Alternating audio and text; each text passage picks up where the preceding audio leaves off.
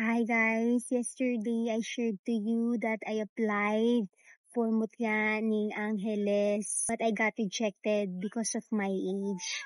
Well, something unexpected happened. Angeles City Tourism Office responded, nag-reply sila sa akin.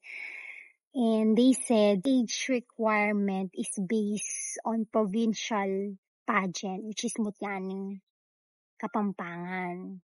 I thought dapat pala sila yung sinulatan ko. But it's a good start with Angeles City.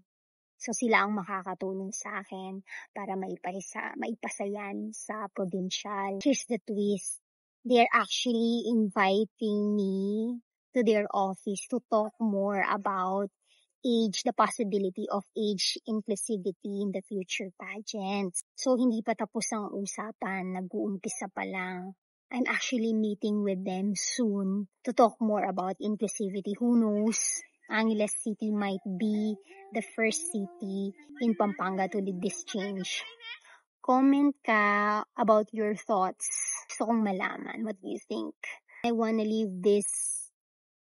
This is my takeaway for you.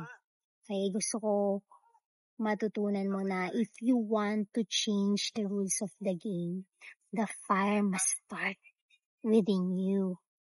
Kasi real power starts when you refuse to shrink and the world has no choice but to expand with you.